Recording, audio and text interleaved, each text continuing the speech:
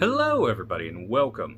So today we're going to be looking at some lights I bought for a buddy of mine for his bathroom. Then I thought about making some studio lights with them. I still haven't decided which I'm doing, so they're still in a box. But I wanted to check them out and show you what they do currently. And then once my project's done, either the bathroom or the light board, I will then update you on what I can, because these are 90 CRI, 6-inch, and 850 watt lumen. 850 lumen. I was going to just kind of bodge some wires together and be able to turn them on and stuff like that, but I don't have everything I need, so I'm going to shoot this part of the video, and then in like, a day or two, I'm going to finish this video with the other part. So let's check out at least what I can show you at this moment. So first off, we have the power supply. This is a Intertech power supply. It comes with your 3 wire nuts and your cables. I do want to open this, so we will come back to that, because the light is just as boring as opening that power supply. Here's the light. It's actually really thin.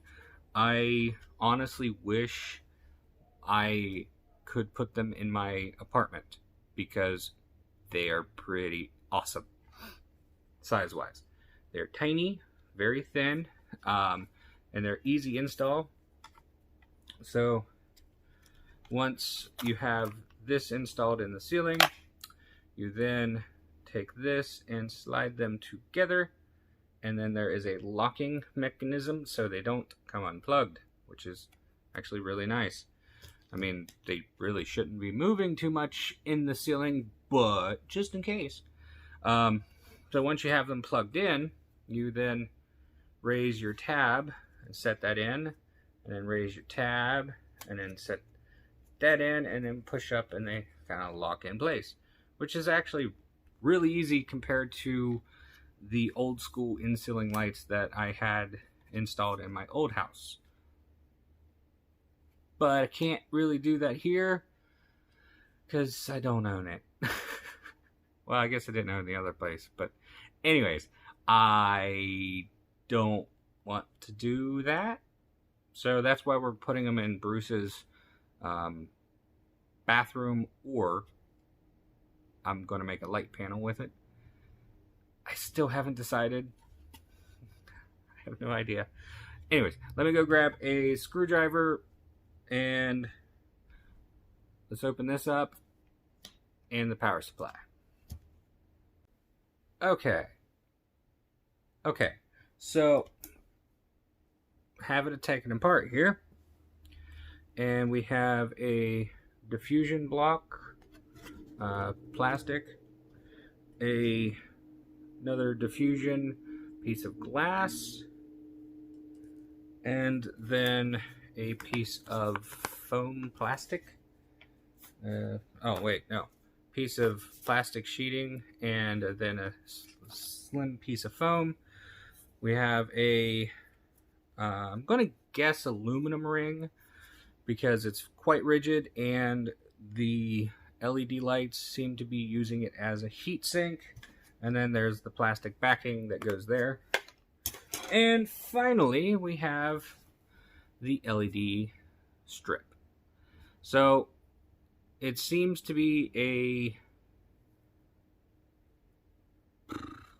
PCB of some form, like tape PCB almost, that is adhered to a very thin sheet of aluminum, and then it just sets down inside of that groove, and the glass and everything sandwich it out against the sides. There's no thermal goop, no nothing. And there is... hold on. Okay, so there are 56 LEDs on that strip, and let's see, it's 120 volt, 13 watt. So the power supply just says it's 13 watt. I don't know LED math, but if that makes a number per LED of voltage,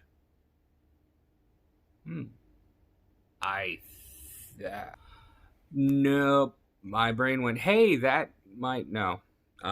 So since I don't know the true power output voltage wise of this power supply, I can't do the math per LED, I think. And mentioning the power supply, here is the power supply itself outside of its housing. I don't have heat shrink large enough to cut this off, but I'm really tempted to. I just don't know. So, you know, bear with me. We're just doing this. But maybe once I get everything said and done and I can figure out stuff to do, I might open it up in that video. I'm not sure. Just because I don't want to damage it to be able to, you know, to the point where I can't use it. Anyways, so we have some capacitors over here, and then we have some more capacitors, a MOV, a resistor, and inside there you might be able to see that yellow all the way in the back. There is a transformer in there, but yeah, the heat shrink just says VW1 HFT. Yeah, so that's what I can do for this part of the video. For you, it'll be a second. For me, it might be a week. So see you when I can. Anyways, so I've got it working, and if I use my lux meter, it says that the light on the ceiling and the light on the floor about the same distance away, holding the probe in, gives off about the same amount of lux, which is 150. The LED does seem to have better CRI than the light in the ceiling, because that is more white than the one in the ceiling, which is more yellow. And I just wanted to show you, it's glowing. I just bodged a wire into there, into here. Yay. But yeah, so I definitely like how bright they are. This single light puts off as much light as that dual socket E27 does. So yeah. So verdict is, they definitely seem to have a nice bright white color to them. They're not overly blue, and they're definitely not yellow like these, but I like the yellow tones versus a white tone, so I might make them into studio lights. Anyways, thanks for watching. If you liked the video, hit that like button. And damn it, I should have done a power draw, but I can't find my kilowatt. Okay, anyways, like the video, hit the like button. If you dislike the video, the other button works. If you're not subscribed, subscribe, and check out my other shit on my channel. Thanks for watching. Bye!